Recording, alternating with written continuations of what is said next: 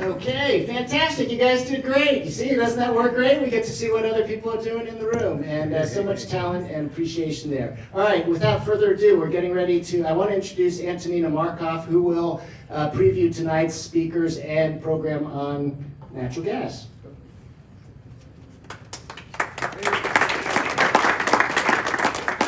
Welcome, everybody, and that was fantastic because one of the really, really important things about tonight is that we want to initiate much more collaboration between us and all of our sister brother groups around climate. And this is our year of about building electrification, and we're starting off this year with a collaboration, which is the presentation tonight.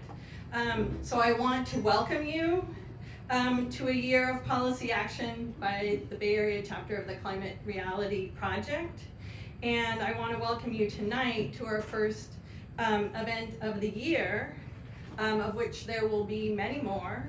And the topic of tonight is how to move California to all-electric, gas-free homes powered by clean energy. It's actually homes and buildings, but powered by clean energy.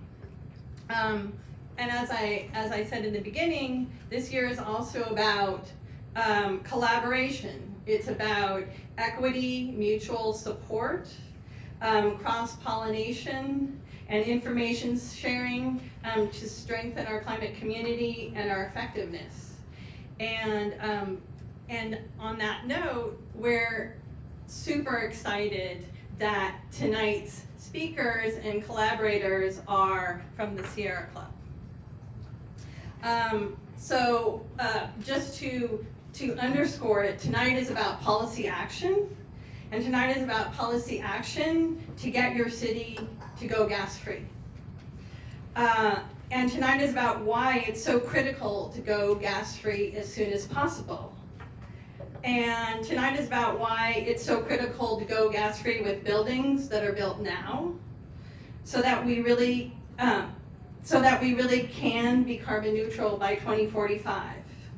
So many of us know that Senate Bill 100, signed in 2018, puts California on a path to clean electricity by 2045. And many of us know that Executive Order B5518 further sets California on a path to achieve carbon neutrality by 2045. And that's fantastic. But the problem is what to do about natural gas. We all know that we cannot continue to burn natural gas and still reach these goals. What has California actually done about natural gas? And more important, what must we do about it? And what can we, each of us working together, do about it? So Rachel Golden and Matt Goff of the Sierra Club have written a powerful, inspired, and deeply researched action plan called the Building Electrification Policy Action Plan for Climate Leaders.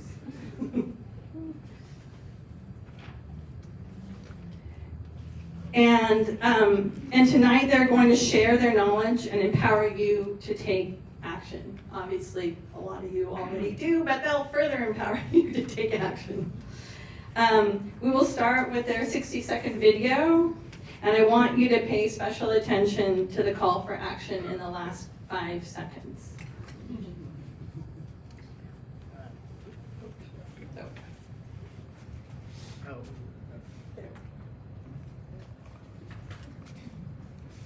Did you know that gas appliances in our homes, like furnaces, stoves, and water heaters, are big contributors to the climate crisis?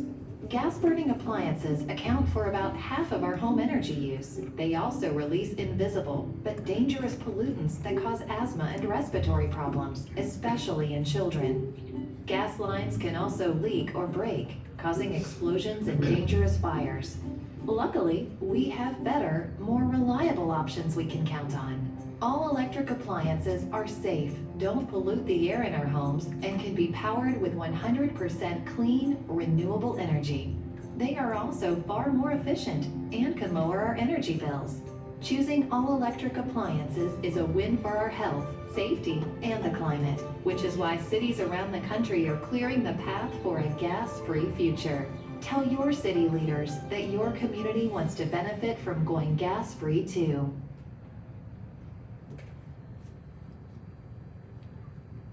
So the video asked us to tell your city leaders that we want to go gas-free.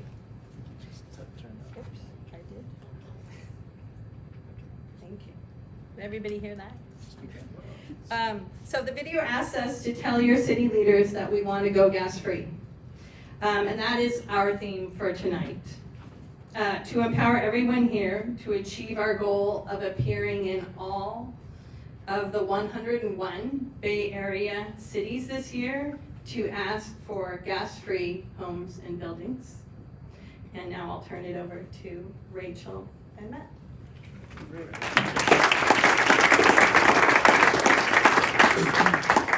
right, hello everyone. Thank you Climate Reality Project for having us tonight. Pretty excited to be here. Really inspired by all the people in the room. There are so many people who are taking action already, doing interesting work to solve the climate crisis. So personally just wanted to say at the top I'm inspired by folks in the room. And I hope that with tonight we can give you an overview of some of the work that we're doing and encourage you all to take action. There's plenty of opportunity to make an impact, and tonight's presentation will go over that. So before we get into that though, I'm just going to share a little bit of background about us. You guys hear me? We have some audio. Move it up a little higher, maybe. Test.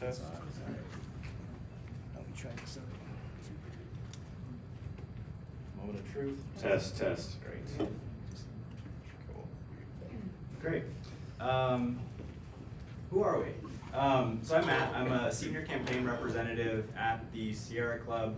I work primarily with cities and counties across the state, helping them to advance building electrification policies. So it looks a little bit like technical advising for city staff and elected officials. And it looks a lot like working with community groups to ensure that the people on the ground have the resources and support that they need in order to pass these policies. I've been at the Sierra Club for about 3 years, and before that I organized across the Midwest and along the coast of California with the PERGs. Some of you may be familiar, the NADA group back in the day. So really excited to be here tonight. And in my off time, I do a little bit of mountain biking, a little bit of improv comedy, some sci-fi books, you know, the fun stuff. Anyways, this is Rachel. Great, thank you. Thanks so much for having us. See a lot of familiar faces in the room, lots of activists and experts, and it's really an honor to be here with all of you. So yes, I'm Rachel Golden. I'm Deputy Director of the Sierra Club's Building Electrification Campaign. I work with Matt on state level policy in California, as well as launching new campaigns across the US in about a dozen priority states to make sure that all the lessons learned and the progress and momentum we have here, we also are seeing across the US. So it's really a privilege and honor and such a joy to do this work. I'm really happy to be here with you all. Outside of work, I have a 3-year-old that might be watching this right now as part of his screen time, so we'll see how long he's on board. And I enjoy gardening and cooking and biking, so great to see you all. All right, so tonight we are going to cover sort of a breadth of issues. So we're going to talk about the impact of gas use in buildings and how that is exacerbating the climate crisis.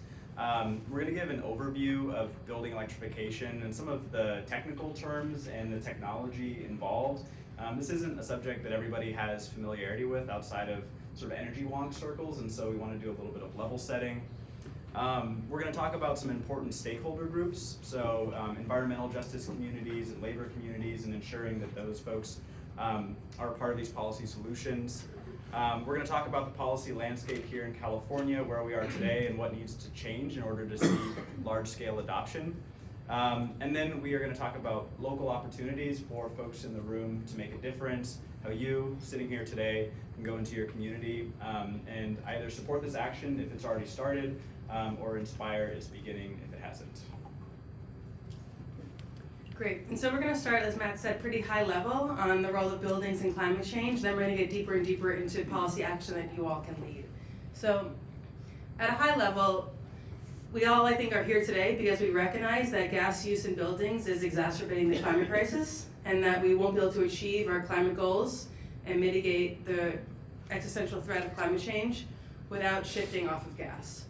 So a study came out a few months ago, the New York Times covered, basically showing that the biggest driver of greenhouse gas emissions globally is natural gas, which we just call gas. And how do we use gas, right? Gas ends up in all different sectors of the economy. So if you look at the US and how gas is consumed in the US, it's consumed about a third. A third of our gas goes to power plants, a third to buildings, so that's direct use in buildings for space heating, water heating, cooking, those sorts of activities, and then a third to industry. So here at Sierra Club, we're focused on zeroing out gas use across the economy using supply and demand side strategies to get to zero by 2045. And that's not where we are today. The gas industry is advancing and expanding their customer base rapidly. So this is a stat from American Gas Association showing that every minute of every day of the year, one new house gets connected to gas. So that means over 500,000 new homes are connected to the gas system every year. So this is a trend that we need to stop and we need to reverse. And ultimately, we need to start disconnecting homes from gas and hooking them up to 100% clean energy. So that's sort of the basis of our campaign and the work that we're doing with other advocates across the US. And then how we get to this work in California is that California is one of the largest emitters of greenhouse gas emissions from buildings across the US. So this chart basically shows the 10 states that are responsible for half of our country's greenhouse gas emissions from buildings. So again, these are direct emissions. This doesn't include the electric grid. So this is emissions literally coming from burning fossil fuels inside your homes and buildings. And so it's essential that we start shifting California off of gas, not just for this climate reason, but also because California is such a large state. So as we start electrifying, as we start getting heat pumps and induction stoves in our home, we're going to transform the market across the US for these advanced electric appliances. So we're going to make it easier for other states to start electrifying. And then also, as we've seen with electric vehicles and commitments to 100% clean energy, as California leads in this way, it normalizes the concept and it raises confidence for other states to do the same. So it's both a market transformation strategy and also a political strategy to spread gas-free homes across the US. So the work that we all do here in California and the city work is really essential for creating a nationwide movement. And then folks, are often saying, well, how much gas are we really using in California and how much emissions are really coming from the buildings? I thought it was all power plants and transportation. And so it's important that we look at the numbers. So this is a pie chart from the California Air Resources Board, right, that inventories our greenhouse gas emissions every few years. They don't use very accurate methane leakage calculations, so we wanted to state that up front. But basically what we see is that residential and commercial buildings, according to CARB, produce 12% of the state's greenhouse gas emissions. That's more greenhouse gas emissions than all of California's power plants. So we need to continue to decarbonize the grid and continue to move towards 100% zero carbon energy on the grid, electricity on the grid, but we also need to decarbonize and get gas out of our homes and buildings if we're going to achieve our climate goals. So we cannot get to the climate goals that Antonina spoke about earlier, zero carbon by 2045, if we keep having gas in our homes and buildings. And I would say that once you factor in upstream methane leakage, this percent goes way up. So CARB uses about 1.5% methane leakage. It's really conservative. That's what the EPA uses. It's not even what IPCC is using anymore. But when you actually use around 3% leakage, use a 20-year GWP, the greenhouse gas or global warming impact of gas combustion appliances doubles. So with our calculations, it's really buildings, gas use in buildings is responsible for 17%, not 12% of the state's emissions. Just want to clarify that. Great, and now we're going to get to a little bit of a primer on gas-free all-electric buildings. So what are we talking about when we say electrification? So I get all the pie charts in this presentation. So basically, when we're talking about electrification, we're talking about getting rid of all gas end uses in our homes and buildings. So this pie chart represents how the average house in California uses gas. Most people think of their stoves, right? Because that's the one appliance that you can see, and you see it every day, and you use it every day. But in reality, over 90%, roughly 90% of our gas use is for water heating and space heating. This is largely true across the US as well. And then around 10% is for cooking and clothes drying and other end uses. And for every single appliance that we have in our homes today that uses gas, there is a super efficient advanced electric appliance in the market that can replace that. So we're not talking about reach technologies that will come in 10 years or 20 years. These are appliances that are available today, and it's true we need better supply and contractors who are familiar with them and Home Depot to stock them and advertise them, but they are already available today and they're in use across the country and across the world, namely in Europe and Japan.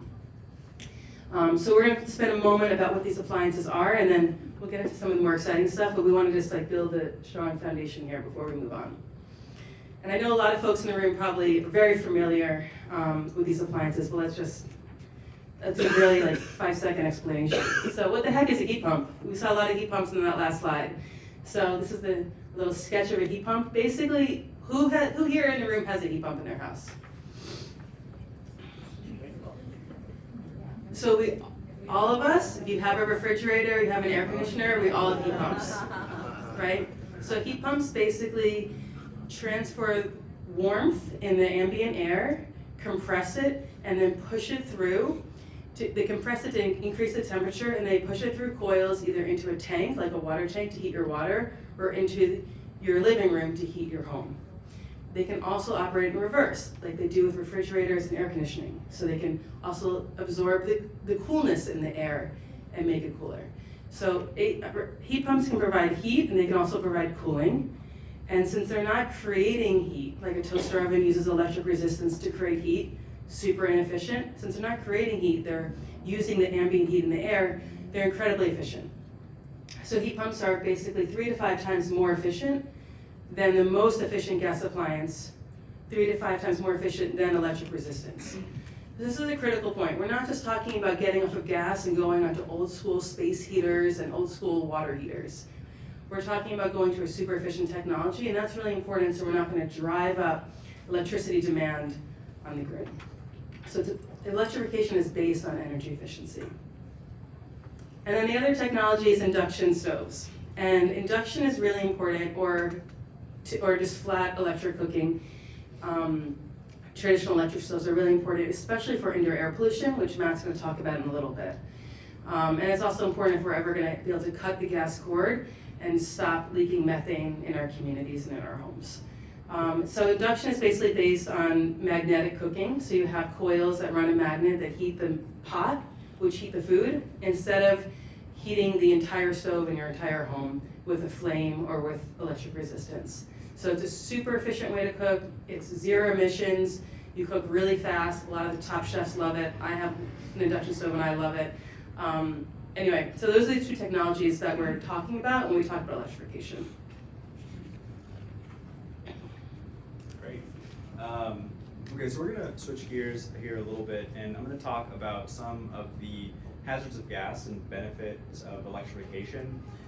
So Rachel already laid out the greenhouse gas implications of continuing to rely on gas as a fuel source, but there are a number of other reasons why we want to get gas out of our homes.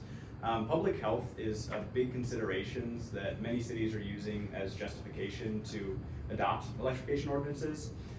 There was a study done by the Berkeley National Laboratory, and it showed that in a majority of homes that have gas stoves, when those gas stoves are on, the indoor air quality levels would be illegal if they were found outdoors. This is because people don't use their range hoods, it's because they don't vent their kitchen when they're cooking. And these things that we all do have serious health consequences. There's another study done that showed that children who grow up in homes without gas stoves, or with gas stoves, are 42% more likely to develop asthma when compared to children who grew up in homes without gas stoves. So this is a public health crisis. I mean, think of folks in your life who may have asthma. There's a decent chance that they grew up in a home with a gas stove, and there's a decent chance that that gas stove was either the reason or a contributor to their asthma. So many cities are considering public health when they're looking at reasons to electrify, and it's one of the biggest reasons outside of climate change why we need to electrify our buildings. Safety is another big consideration. So climate change is here, it's real. We know that natural disasters like floods and fires are going to get worse every year because we are on a warming planet. And in a world where those natural disasters happen, we know that gas infrastructure is more vulnerable than electrical infrastructure. There was some analytics done by Sierra Club staff, and it found that on a 5-year time span, there was either a gas fire or gas explosion that killed somebody or sent somebody to the hospital every 4 days in the US. So this is infrastructure in our homes that can have serious consequences to our health and safety. And as climate change gets worse, it's something that cities need to consider when they're thinking about the resiliency of their community. On the flip side, some of the benefits of electrification. So electric appliances in our homes allow us to bring renewable energy into our homes. It also helps with grid power so that we are not using things like gas peaker plants to manage the load. We have more flexible load management when we have heat pump water heaters in our home. There are benefits to jobs. So there was a study done by UCLA recently, and it found that in a high building electrification scenario, on a 20-year time span, we could add over 100,000 jobs to the energy sector, and a majority of these jobs are high road jobs, so jobs that are paying a living wage, a family sustaining wage.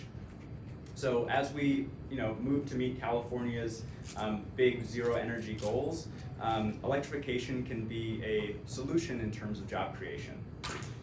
There are lower bills, so this comes in the form of new construction and in your monthly utility use. The statewide codes and standards team, which is an organization made up of utilities and state regulators, found that in new construction, you can save about $5,000 on a single family home when you build all electric, and up to $2,000 per unit in a multifamily home. In existing buildings that convert to high efficiency appliances, you can save money on your monthly utility costs because these appliances are 3 to 5 times more efficient than their gas counterparts. So you're looking at a savings of $800 annually, which matters for a lot of folks who are living here in California. And then finally, one of the other benefits is that electrification erodes the power of the gas industry. So in the US, about a third of the gas industry sales go to buildings, but 85% of their profits come from the sale of gas in buildings because of the markups on gas. So as we electrify our buildings, even in small increments, 5, 10, 15%, we're going to be taking bigger chunks of their profits and therefore eroding some of their political power. So this is an important part of our strategy in scaling electrification quickly. So another thing I want to talk about is the prevalence of electric buildings already. So there are a number of examples of complicated and interesting buildings that already are all electric. So I'm just going to run through this slide here. We can see a renovated office building, 42,000 square feet in Mountain View, that is now all electric. We can see here UC Santa Cruz, which is actually where I went to for my undergrad, is building some new student housing, and they are going to be using heat pumps for their water heating. This is a laboratory that is in San Diego. Laboratories are pretty complicated buildings. They've got a lot of complex needs. And this laboratory is all electric. They're able to satisfy all those lab needs with electric appliances. Affordable housing is also a viable option through electrification. Those ultra high efficiency appliances are saving renters or owners money on a monthly basis and is an important part of the conversation for how we equitably electrify. The Exploratorium right here in San Francisco is actually an all-electric building. The Exploratorium is kind of a weird place. It's got a lot of interesting things in it, and they're able to meet all of those needs with only electricity. And then maybe a little bit of an elephant in the room. Folks have concerns about electrification in the kitchen. This is the Bradley Terminal at LAX. All of the restaurants in the Bradley Terminal are all electric, so it's possible to electrify your restaurants effectively as well. So the good news is that, yeah, exciting stuff. So the good news is that building electrification is both feasible and growing in popularity. So in fact, if you're looking at this article here, it says day after Christmas, the San Francisco Chronicle had a front page story featuring a homeowner who just converted his home to all electric appliances. You can see those fancy appliances in the front here.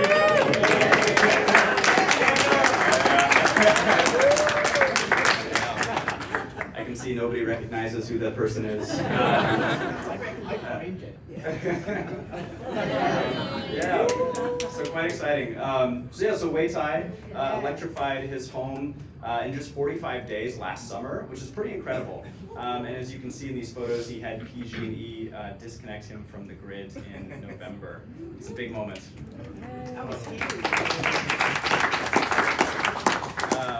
So we're just going to walk through some of those appliances. So you can see he's got a heat pump hot water system. He's got an electric fireplace. So these fireplaces are pretty cool. They use mist and then an LED lighting system to create the illusion of flames without the harmful chemicals in your homes. He's got an induction cooktop looking fancy and new.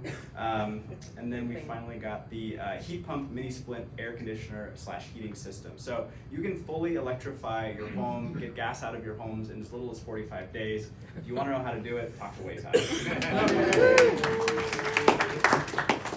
And then this is also pretty sweet. So not only did Wei Tai electrify his home, he also changed where he got his power. So those are 14 solar panels on his roof. And Wei Tai is in Marin County Energy Service Territory and is on their deep green plan, which means 100% of the energy for that home is coming from renewable sources. So this is truly a zero emissions home. So the future is here, people are doing it, and you can too. So I'm going to pass it over to Rachel now. Great, thank you. So now we're going to talk about the policy landscape and opportunities so we all can do what Wei Tai did and how we can make it easier for everyone to electrify. So first, where are we today in terms of the policy landscape? Well, 90% of California's buildings use gas. So we're not in a great place today. And policies have favored gas for heating for decades. And this isn't a big conspiracy, actually. It's because decades ago, our electricity came from coal plants, and electric appliances weren't that efficient. But however, over the past 20 years, now our electricity is now increasingly coming from renewables, and there's been huge gains in electric equipment, making it much more efficient than gas. So we've had technological improvements, but our policies have not caught up with those improvements or with the climate reality where we need to get to. So we're still stuck in a place where our building codes, our incentives, workforce training, all of the policies that lead to the conditions that we have today are biased in favor of gas. So there's a lot of work to be done to sort of unravel that and then start to advance and accelerate electrification policies. We are making some progress, and there's a ton of NGOs and experts, NRDC, Earth Justice, a lot of experts in the room and green builders who have played a huge role in this. The tide is starting to really turn to favor, either to be balanced with gas and electric, or in some cases to favor electrification. We have a long ways to go. So some examples, we're gonna have some new rebates coming out that are gonna lower the upfront costs of getting heat pumps, so that's exciting. We're starting to see electrification pilots, especially for low-income households and in low-income communities like the San Joaquin Valley. So it's great to see utilities focusing on environmental justice in low-income areas with their electrification investments. And then we're also seeing some changes to the state building code, which is called Title 24, which the California Energy Commission updates every 3 years. So we had some big wins last year, basically leveling the playing field for gas and electric and enabling builders to go all electric. And we're hoping for much bigger changes in the 2022 code. And then there's also been rate reform. So we want to make sure that as we electrify, folks aren't getting bumped into higher tiers and ending up spending more in their bills. So SoCal Edison has a pretty good electrification rate that will prevent you from getting bumped up and has a pretty good time of use rate to incentivize you to use electricity when there's solar and wind on the grid. But there's a lot of work to do to make sure that the other utilities offer this kind of electrification friendly rate. So Matt and I tried to categorize like, what are our 5 main policy platforms or policy issues that we're focusing on with electrification. So I just want to run through this because we see these as the main opportunities to phase gas out of buildings and to do so equitably. So the first is making electrification more affordable, right? We all need to be able to do this. This is not just for early adopters. Low-income folks should be able to electrify as well. So we need new rebate programs and rebate programs that really preference low-income folks and also that incentivize landlords to electrify as well. And then we need inclusive financing, so financing with 0 or very low interest loans that are available to low-income residents as well. And then of course we need rate reform, so we do not get bumped into higher tiers or end up with higher energy bills. And then the second main thing is just we need to stop expanding the gas system. We need to stop making this problem worse. We need to stop new gas hookups. So this is largely work at the city and the state level to reform building codes and to reform construction practices. And as well as with retrofits. That's another major opportunity to start electrifying. And then the third is directing utilities, which have an incredible amount of money in this, to create fuel substitution programs. So right now utilities are spending over $1 billion in their energy efficiency programs, and most of that is subsidizing new gas appliances, right? Because 90% of Californians already have gas, they're getting rebates to get a slightly more efficient gas appliance when their older gas appliance dies. So we were successful with 20 or 30 other stakeholders in reforming a policy at the Public Utilities Commission last summer that now enables utilities to start using their energy efficiency funding for fuel substitution or for electrification. So this is really exciting, and we're gonna start to see utilities coming out with new rebate programs to allow you to get a heat pump even if you currently have a gas appliance. Someone here emailed me about this because right now if you look up PG&E, you wanna get a heat pump, they're gonna say you're not eligible for this $500 or $300 rebate if you currently have gas. So that roadblock is going away. We expect that to go away this year or next year. But ultimately, the utilities need to be directed to do this. It shouldn't just be a voluntary thing that they create, because we're not going to see this in like San Diego Gas and Electric territory. So all utilities need to be directed to do this. And then the fourth is around tenant protections. So it's essential that as we electrify, that tenants are prioritized and are protected in the transition. So E3, a top energy and climate consulting firm in California, came out with a really powerful study for the Energy Commission last fall, basically showing that low-income people are very vulnerable in an electrified future because they are going to be the last to get off of gas, which means they're going to be bearing this huge cost, this huge fixed cost of the gas system. So we need to make sure that as folks start moving off of gas, that it's not just, that it includes and prioritizes low-income people as well, especially renters who have very little power in this. So these tenant protections are big. We need to make sure that there's no displacement, that there's rent protection, so if landlords get incentives for electrification, they don't end up passing down costs to their tenants, and then we obviously prioritize low-income renters. And then the last is really key. It's that we need to start planning for a managed and just transition off of gas. So this is a long-term transition. We have 25 years to transition off of the gas system. This is going to impact workers, it's going to impact consumers, ratepayers, utilities. So we need to start a dialogue with many different stakeholders in the room to figure out a strategic way to start contracting the gas system, or pruning the tree, as folks like to call it. And the PUC has opened up a proceeding on gas transition planning that y'all are welcome to join in on. It's going to be a lot of fun. It'll last a number of years. But we do have the opportunity here. Matt mentioned there's 100,000 new jobs that can come from electrification. We do have the opportunity that in this gas transition planning, that we can really protect workers and plan for a just transition. So that's going to be essential for this to be successful. Great. So as we're thinking about these policies, cities play an incredibly important role in our strategy and our success. So cities have less bureaucratic hurdles to surmount when you're comparing them to the state. And therefore cities have more flexibility and more ability to create policies that electrify their buildings or create incentives to electrify their buildings and fit the need of that specific community.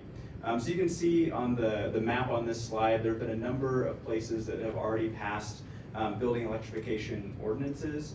And a little bit later, I'm going to talk about the different types of policy options that cities can adopt. But I just wanted to share sort of a visual representation of where some of this work is happening right now. And city leadership is important for a couple of reasons. One, it's important for the residents of that city. Folks are going to be living in buildings that are gas-free. They're going to be having better health outcomes. They're going to be safer in the event of a natural disaster, and they're going to be reducing their greenhouse gas emissions. But folks in those cities are also going to be helping to shape the policy landscape at the state level. So state regulatory agencies are looking at what cities are doing, the state legislature is looking at what cities are doing, and the governor is looking at what cities are doing. And as more cities adopt these policies, it makes it more likely that we get action at the statewide level, which is going to magnify this in a dramatic way. And then thinking even more broadly, right? California is the 5th or 6th largest economy in the entire world. There's almost 50 million people who live here. It's like 1 in 8 Americans. We have the ability to create a real ripple effect across the country, and it starts with cities. It starts locally, and it starts here in the Bay Area. So I'm going to pass it back to Rachel to talk a little bit about how we center equity in that. Great. And we already sort of touched on this already, but I did want to highlight a report that just came out from the Greenlining Institute and Energy Efficiency for All on equitable electrification. So this is an excellent report to check out. It sort of advises about how to do electrification equitably.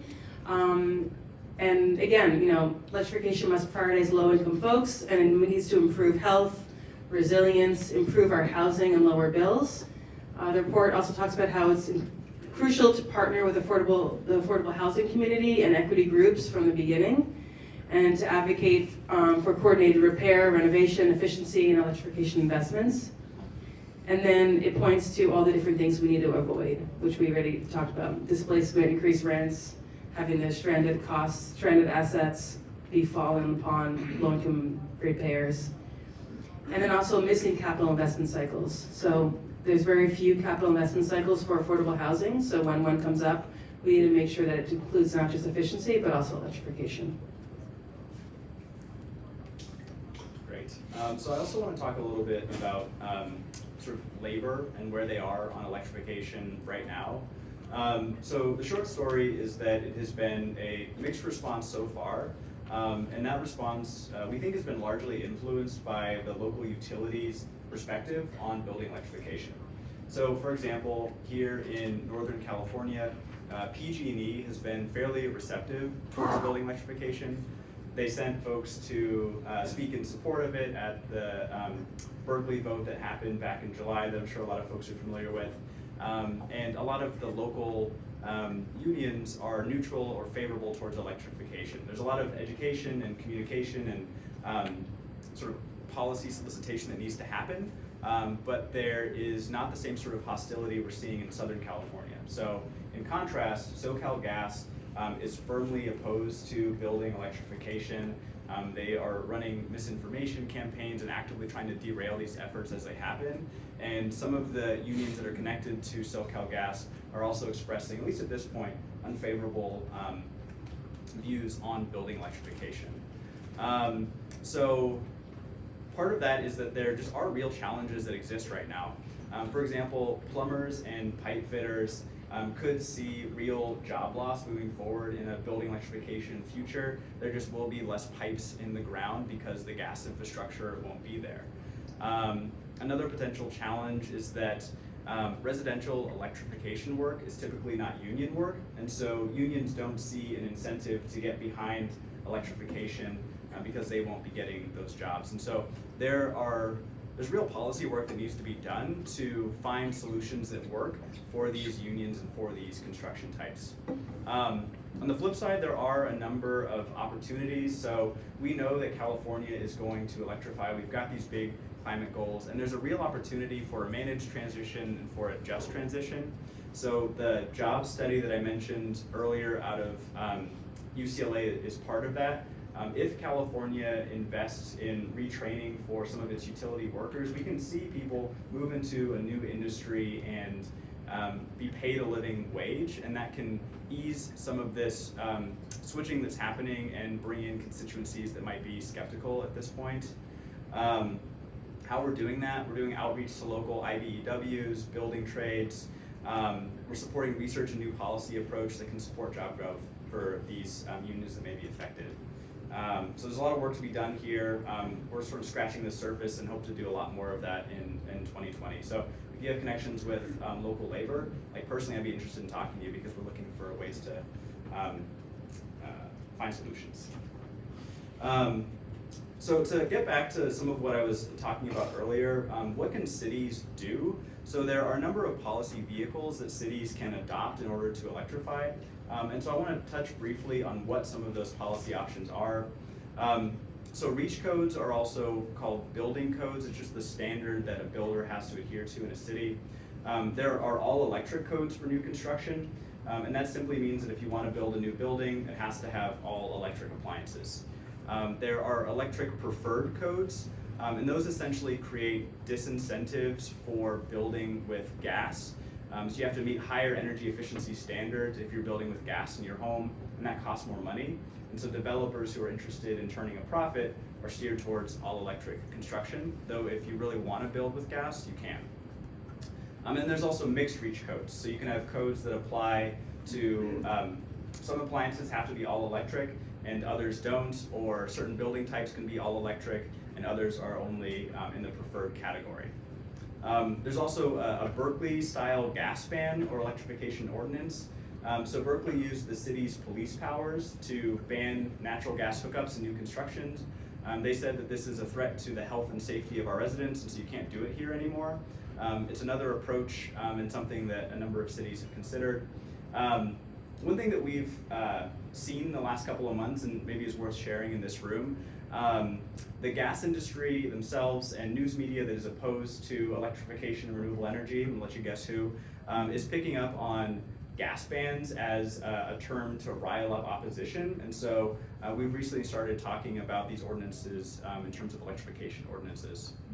Other actions that cities can take, so climate action plans are pretty popular up here. There are ways to include electrification language in these climate action plans. They're updated every couple of years, and so there's opportunity for input to shape what caps look like. Cities can also set emission standards for large existing buildings. So it basically requires a building to reduce its annual greenhouse gas emissions every year, and those emission numbers have to get smaller on a yearly basis, and eventually the economics flip and it makes more sense to electrify. And then cities can push for state action. So by passing a really aggressive policy locally, you're helping to shift the conversation in Sacramento or in whatever city you may be in. To get even more granular, how can you, the people in this room, affect city policy? There are a number of ways to do that. So number one is education and lobbying. We talked about this earlier, but outside of sort of energy wonk and energy policy space, there really isn't good awareness about building electrification. If you went and told a friend that you went to a building electrification talk, they wouldn't know what you were saying, right? Like, there's just a lack of awareness. And so elected officials are people too. They also may not know about this issue, and so talking to them about it makes an impact. Taking some of the resources that you gained here tonight and bringing that to an elected official in a one-on-one meeting or a small group meeting can help get the ball rolling. It can get them to direct their staff to start looking into this, and it can turn into an ordinance. The flip side of that is making a comment at a public meeting. So city councils meet on a regular basis, they're open to the public. You can get up and make a 2 or 3 minute statement, and that statement can, again, inspire city staff or elected officials to take action and to get the ball rolling. So one of the activities we're gonna do later revolves around that, but it is a really important civic tool that folks should be utilizing. Coalition building and outreach is another valuable tool. So folks here, a lot of y'all are part of Climate Reality Project or other environmental groups in the Bay Area. That's great. We need to widen the pool of people who care about this issue. We need to be reaching out to other stakeholders because it affects them and because it can help us be more effective. So affordable housing groups should be a part of our coalition because of the benefits that electrification can bring to housing affordability. We need to be engaging the public health community, right? Having a doctor stand up and talk about how gas stoves can cause asthma is compelling. We need those voices in the room. reaching out to environmental justice communities, reaching out to labor, reaching out to youth groups, community builders, developers. The more voices that you have in the room and the more varied those voices are, the bigger impact that you're going to have. We saw that come together in some of the cities that have passed these ordinances in the last year. And if we want to make progress in places that are less receptive to these kind of policies, we need more people asking for them. The media also matters, so you would be surprised how easy it is to get into a local paper. If you write a letter to the editor or an op-ed, especially if you're in a smaller community, it's fairly likely that you'll get your piece published. And again, elected officials watch that kind of stuff. Social media is a great way to target elected officials too. Just a quick show of hands, like who here in the room uses Twitter? I'm actually shocked. I don't use Twitter. Lots of people don't use Twitter, but elected officials especially are on Twitter. They pay attention to what people are tweeting about them. If you want your representative to know what you're thinking, tweet them, right? And especially in a room like this, if we all got out our phones and tweeted, I'm now wishing that I'd set up that activity, we could tweet at an elected official right now and they would see the message that we have. So think about the groups that you have, think about the message you want to communicate, and then use social media to achieve that. And then grassroots advocacy. So all of these sort of things that I've listed are grassroots advocacy, but some of these other tactics are also useful. So petitions and letters to council members matter. Having a big volunteer and activist team matters, so people who are able to consistently show up and engage, that makes an impact. And then public events. So if you have an all-electric building in your town, having an event there to celebrate it can raise the profile of the issue and get people excited. If you have an electric home, getting a article written about you goes a long way to highlight the issue to the community. So think about those spaces that exist and then highlight them to your advantage. There are lots of opportunities to move the needle. So last year we saw a ton of momentum. Across the state, there were 23 cities and counties who passed building electrification ordinances of some sort. There are a number of other ones who are going to pass ordinances this year. These are just some of the cities that are moving forward this year.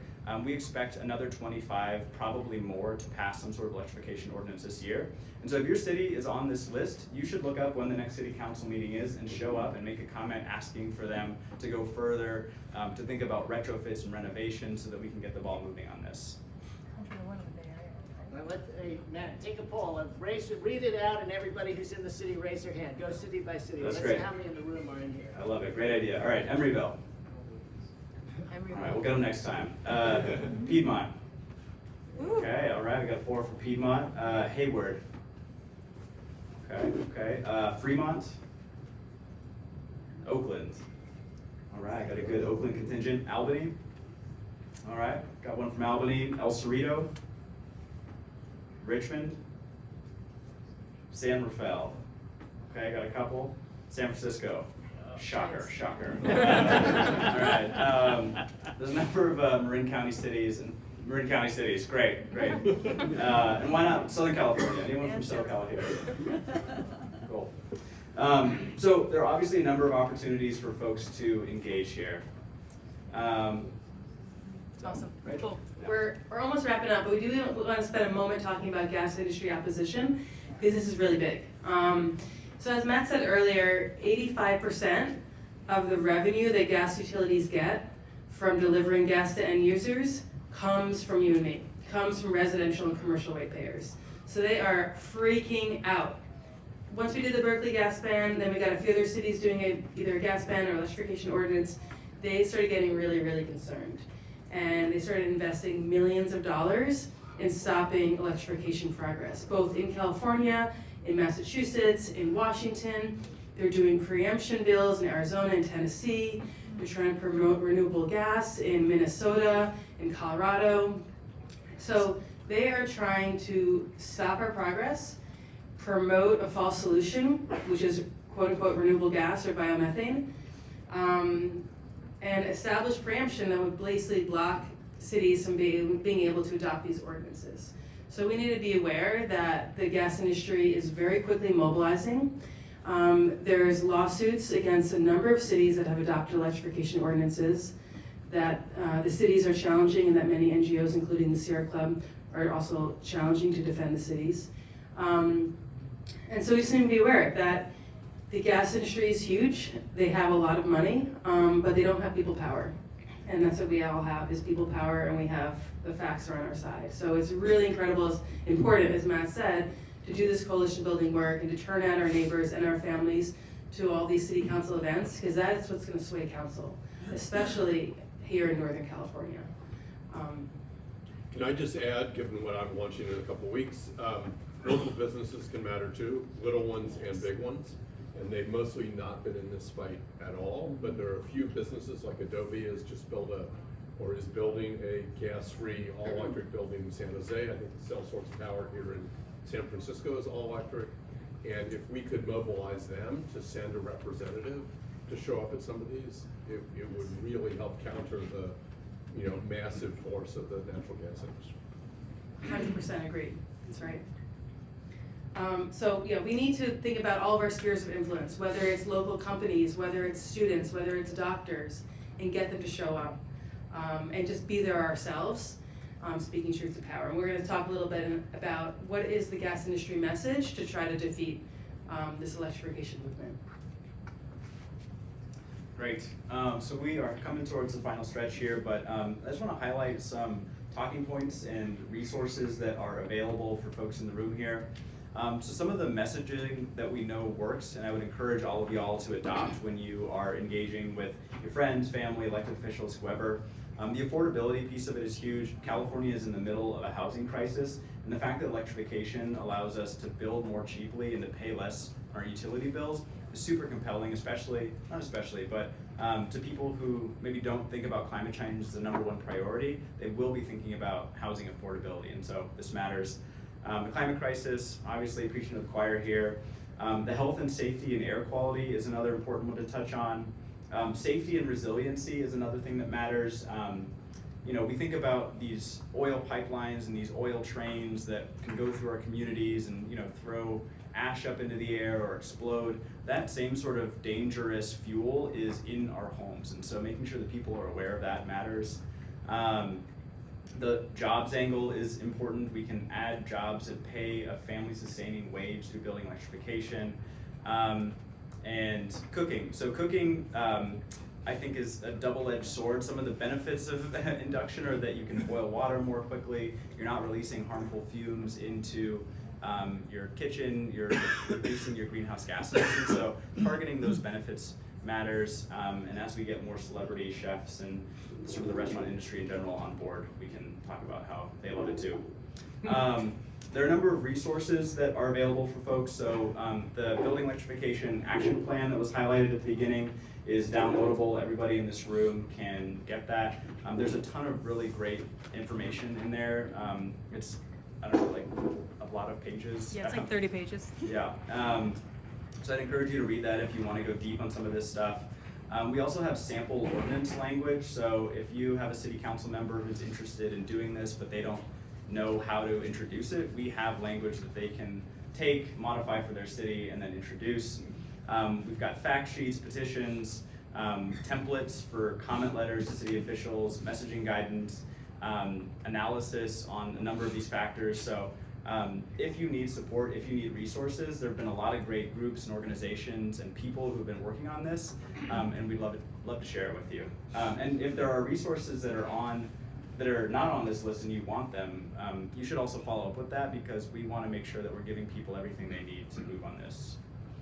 Awesome. Last slide, and then we're going to open up to Q&A and discussion. I just want to highlight that, Matt and I are from the Sierra Club, but this is actually a really large movement of NGOs and community groups and experts and builders that are all working towards the same end. So we have Menlo Spark in the room. They've been doing incredible work in the South Bay. Everyone should speak with Diane Bailey if you live in the South Bay about what to do there. There's a lot of experts here already, and I just wanted to highlight some of the logos of the NGOs and businesses that are leading this fight for a gas-free, all-electric future. And hopefully when we come back and have a meeting next year, it's going to be 3 or 4 or 5 slides full of logos. So the movement is growing, and we really look forward to working with all of you. And could we have those representatives stand up and identify so we see who they are? Yeah. If you're working on building electrification, gas-free homes, do you want to stand up, please? just identify what group you're with. Chris? I'm with Colbert, and I work with Emerald Cities and the San Francisco Department of Environment, and we're working on an equity approach, so if anybody's interested in trying to really understand how to do an environmental justice approach, and collaborate with environmental justice organizations as opposed to under my own.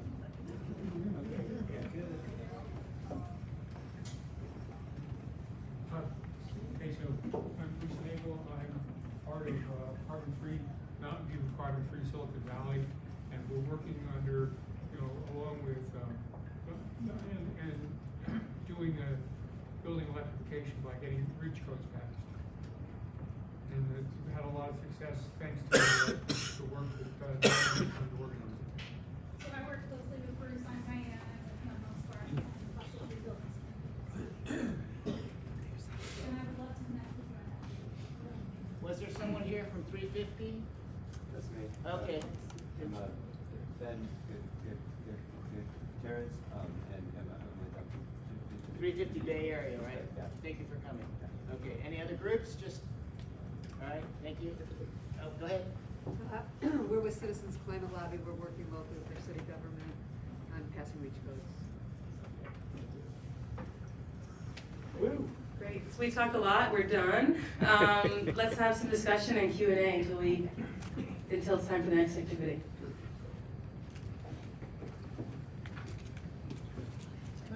I actually have a pretty loud voice. And this is, I don't think you have an answer for this one, and this is your wackadoodle question. But I'm not an engineer, I'm not a scientist, but it occurs to me that to make nice with the gas industry is to perhaps give them an off-ramp for the technology that they have invested. So has it ever occurred to anyone to say, gee, you have all these gas lines, all this infrastructure, can we swap that out and bury the electric lines that people have been talking about putting underground anyway due to all the fires and this and that? Can we repurpose the gas lines so everybody wins? Has anybody ever thought about that? Yeah, that's come up before, and I think a lot of us got really excited about that too, or like pushing beer through the pipelines. I don't know, there could be a lot of different things. But I think the physics of it don't quite work. Put it inside the pipeline, but I mean, we're not experts in this, but I have heard people talk about it and say that it's not really possible to put the wires inside the pipes. But there could be another way. We need to explore that. The concern that I get when we talk about Could this. you introduce your stand up, state your name, and ask your question? Yes. Thank you. Leslie Alden, Drawdown Marin, Marin Climate Action Network, formerly with the County of Marin. The concern that I get in these conversations about electrification is, as we all know, we just went through several massive days-long power shutdowns just for fun. Without, we had massive winds over the weekend, and the electricity stayed on. I don't know. But what people are saying is, if I go all electric, and we don't have power, what do I do then? And then that's the next infrastructure conversation is around microgrids and community resilience. So do you guys have a way of framing that now, or is that sort of 2.0 for your process? Oh, this is a great question. My house actually lost electricity on Sunday, so I was like, oh man, this is definitely gonna come up. And this is one of the harder questions we get. But in all honesty, so I actually have a gas water heater and a gas furnace. They did not work when the electricity went out. So most modern gas appliances do not work unless you have electricity. So that's a really key point because a lot of people don't realize that. And even many modern gas stoves has an electric pilot. You could just leave it yourself. But anyway, so with the exception of the stove, your gas appliances aren't gonna work without electricity. So that really points to the fact that we need to harden the grid, we need to invest in behind the meter storage, we need to invest in community storage, we need to do microgrids. And it's a lot cheaper to invest in making one system safe and resilient than it is in making two. And we all know the extent of the safety and reliability problems of the gas system here in California, especially in Northern California. The other thing I would say is that, Matt touched on this earlier, is that electric heat pumps are actually very resilient when there are outages. And that's because you can preheat your water and store it in the tank for over 24 hours. So last fall, when we lost electricity, I went over to our neighbor's house who has a heat pump water heater and they have solar, and I took a shower there. Because their electric heat pump water heater can actually deliver hot water when there's no electricity, as long as there's hot water in the tank. So I think we can frame it that electrification really is a resiliency strategy, but we do need to work on hardening the grid and microgrids and storage as well. Let's go to this side of the room. Go ahead. My name is Mike Furukawa. I just wanted to know, has there been any discussion, I'm sure there has been, but what is the discussion around green hydrogen and using the gas lines, converting the gas lines to hydrogen lines for use, in the same way that natural gas is used? Could you repeat the question? So Mike's asking about green hydrogen and using our gas lines to pump through green hydrogen through the lines. I think there's hydrogen, then there's like biomethane, and there's synthetic gas. So there's 3 different types of, quote, renewable gas that we can deal with. So with green hydrogen, which you can make using renewable electricity, most projects that make hydrogen around the US are not using renewable energy to make it. So that's important. If we're going to talk about green hydrogen, it needs to be made by excess renewable electricity generation. But an important point here is that you can only blend about 12% of green hydrogen with methane and send it through the pipes. If you're going to do 100% green hydrogen or hydrogen, you're going to have to do a totally different pipe system, and you're also going to have different appliances at the end of the line. So it's not as simple as just pushing through 100% hydrogen through our piping system, because it's too brittle, it does not work, and it's going to ruin our appliances. So we're going to have to mix it with methane, and then that's the issue. It's like, okay, if it's 10% hydrogen, 90% methane, is that really enough to reduce emissions? So that's the question. And then the other questions are around cost. It's extremely expensive, and how scalable is it, and what's sort of the cost benefit of doing hydrogen or synthetic methane or biomethane versus electrification. So it kind of comes down to the economics, and also how shelf ready are these technologies, and are they ready to go That's going to today? be part of the pushback. They're going to say, well, we can blend, we can make it greener. Totally, yeah. And so this is the gas industry's main push, is saying we don't need to electrify, we can just decarbonize our gas system. And we spend so much of our time just battling against that argument at state agencies. So it's a big thing that they're advancing. It's in the back. My name is Robert Boone in San Francisco. So electrification seems to make so much sense for new construction. My concern is the environmental impact of tens or hundreds of thousands of gas appliances being taken out of homes and being, dumped somewhere? Are they recyclable? Can they be retrofitted as appliances to become electrified? Because otherwise we have a horrific new environmental problem. So we're not advocating, folks can do what they want, but at the policy level, we're advocating for replacement at the end of life. So once that gas appliance dies, if we start electrifying now, then we have the timeline. If you look at stock turnover, these gas appliances last between 10 and 20 years. If we get our policies right, then we're not ripping out gas appliances that are working well today and putting them in a landfill and getting heat pumps. We're waiting to the end of their natural lifetime to replace them. Some folks are like hardcore and just going for it today, which is kind of exciting because they're helping to build a market, but that's not what we're advocating for all of California. But what's the impact of those old appliances? Can they be salvaged in some way, or do we have? Well, it's Yeah, well- no different than if you replace them at end of life with a gas appliance. Yeah. They're being discarded. Yeah. Are they recyclable generally?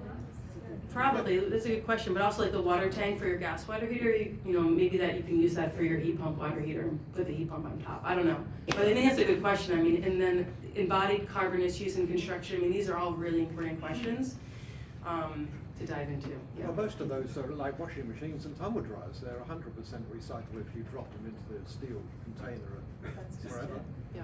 What's the process for that? Yeah.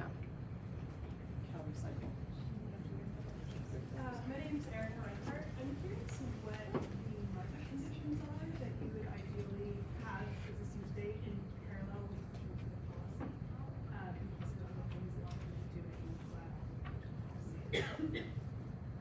Can you say that again? Did you catch Yeah, I can say that again. I'm curious what market conditions you would ideally want to have starting now in order to help increase adoption before we have the force levers of policy that we exist. Totally. Yeah. Can you repeat that question? Yeah, I can maybe start this, and Rachel, if you want to Yeah. sort of fill in the holes. So the question was, what were some of the market factors that we would want to see now that would incentivize people to make the transition before we were talking about the policy levers? I mean, I think that we want to see, like, electric heat pumps and water heaters are ultra efficient, and so they're using less electricity, but continuing to drive down the price of electricity per unit would go a long way in making these appliances even more cost effective. And that might change the calculus for when somebody decided to replace it or not. Yeah, I think that's my main answer. Yeah.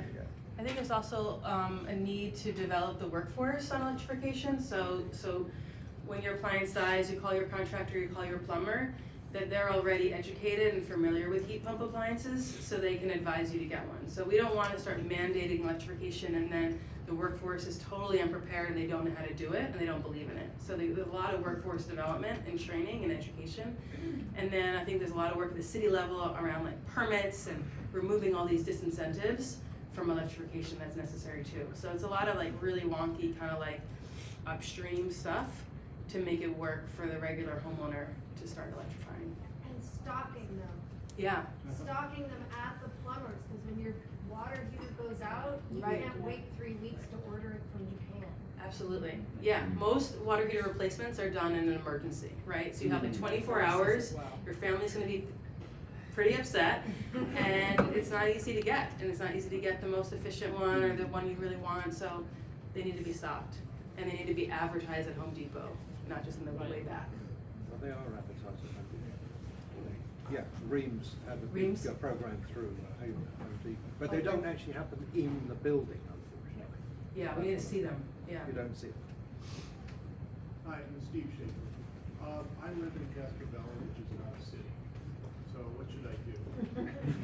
Oh, is it unincorporated? Is the county the same sort of process as the city? Yeah. That's an easy answer. Yeah, there've been a couple of counties that, so the question was, you live in Castro Valley and that's not a city, what do I do? So there've been a couple of counties that have already passed electrification ordinances. So Marin County passed an electrification ordinance that applies to all the unincorporated territories. So what county is that? Alameda County, yeah. So we need to talk to our board of supervisors and get that going. That's the Mylan. I think it's already in the process. Yes. I don't want to move.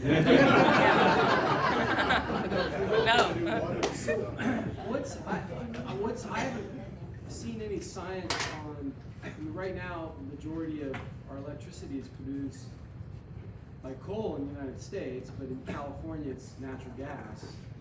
And so. 30%. Or solar.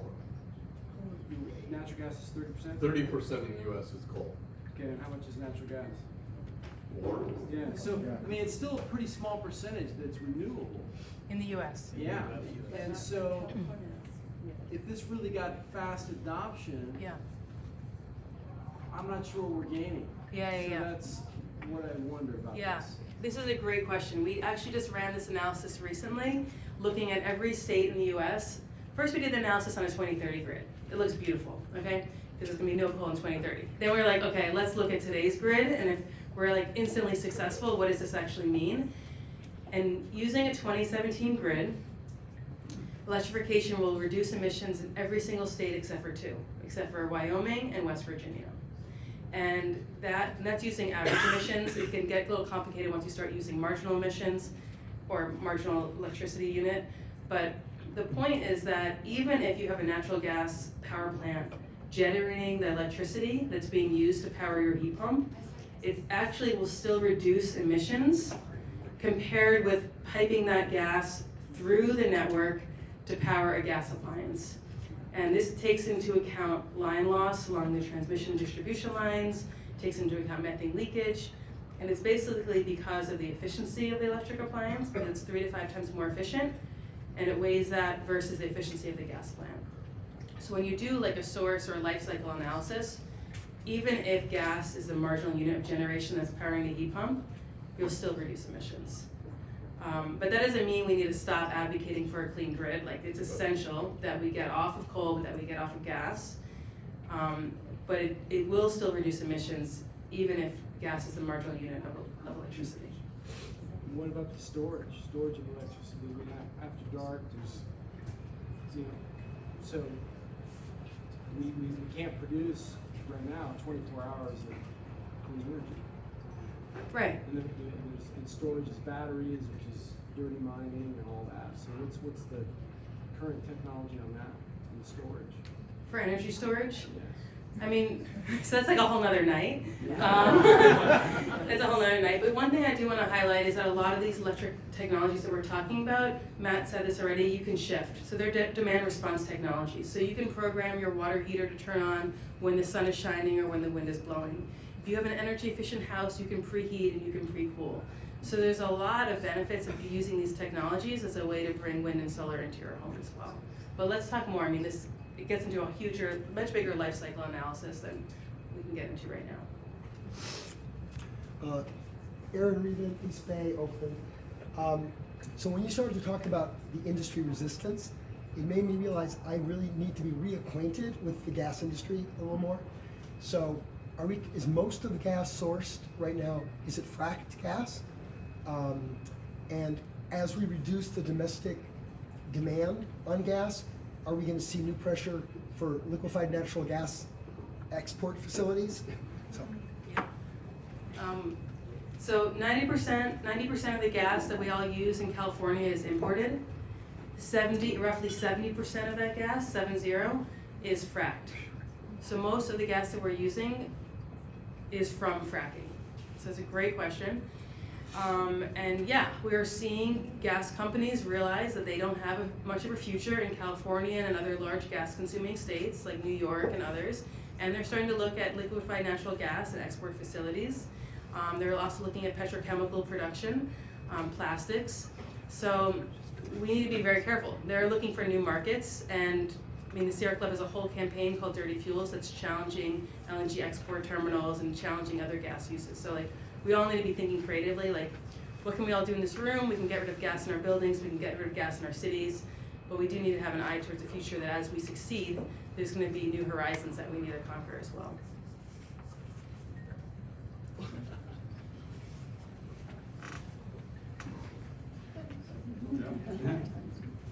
Hi, Steve Sanders. I've recently moved to Berkeley, but worked in Sacramento for many, many years. This is all really exciting, and it's both wonky and citizen-driven, if you will. But my question is,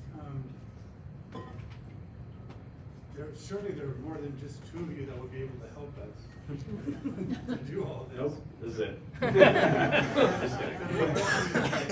It seems like we could probably open the door and do talking points and kind of set up stuff, but we're going to be running into, I mean, assuming people from here decide to try to do that in their local community.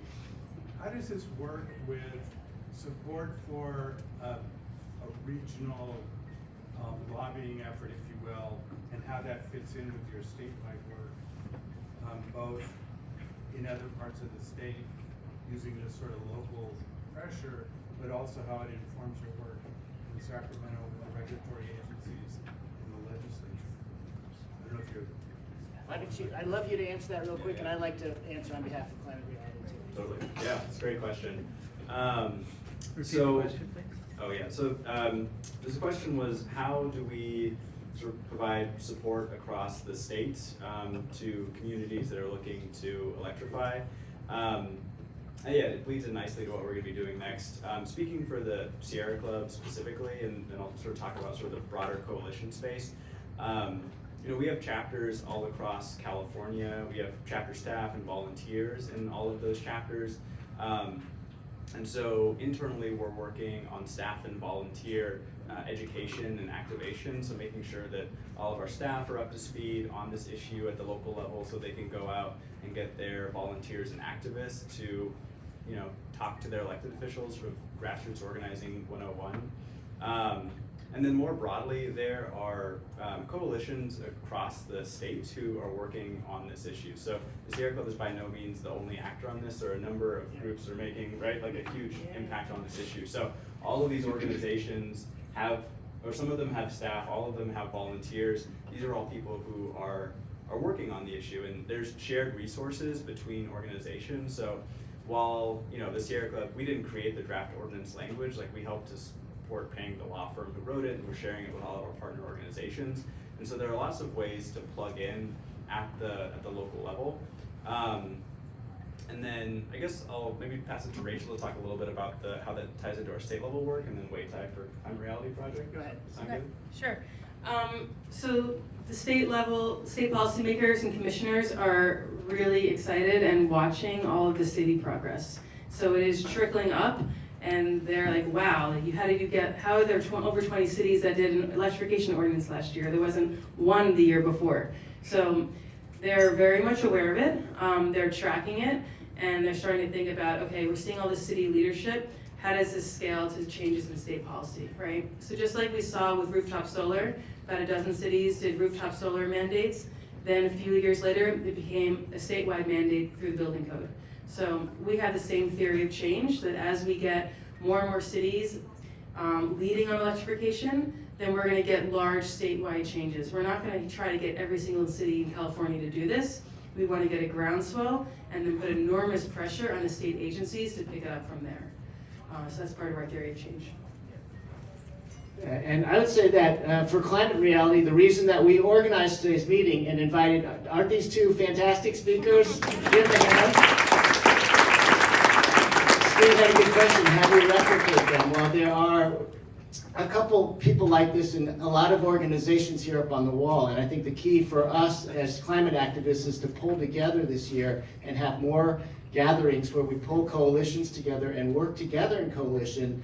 As they've said, we need many different diverse voices to make this happen. It's not just going to be two experts in the room, but we do intend to have more functions like this quarterly, and even a boot camp, which we're going to announce on March 22nd in Berkeley, where we're going to spend a half day, 5 hours working on this topic and inviting multiple speakers in order to engage on this. So I think this is not just a one-shot effort. This is a great start for us today, and I want to thank Rachel and Matt for being here. We're right at 8 o'clock or just beyond, so we're going to move to the next thing. I know there were so many hands back there, but we have another session here that Antonina is going to lead as a breakout, and then we're going to come back together, and we're still going to have a little bit more comments and socialize, okay? So, Antonina, you're up. Thank you, guys. Matt and Rachel. Thank you again, and also say that we've passed around a form that we'd like you to fill out and hand back to us so that we know who you are. We also know what your city or county is, so we can help connect you with other people who are involved in this work, both in this room and in your city and your county. And as I said, this is our first event of the year. As Wei-Tai says, this is a whole year of this. This was meant to give us kind of a way to jump in. And but I think one of the things we'll use the information for, and I don't remember whether it says if we have email addresses. It does. Good, because I think what's critical is that we also distribute to you ways of getting this information. We did a handout that has a really complicated link to get to the building electrification plan because it's not a live link. But there are these resources, and I would also, we can get from Rachel and Matt how if you want to contact them for more information, for them to send you to the right place in the Sierra Club, to be able to do that and facilitate that, these connections. So, so we can really grow this and grow the power of it. So right now, the YouTube streaming is done. Right, Kevin? Well, say goodbye to them. Wave. Bye, everybody. Thank you for joining us. See you next time.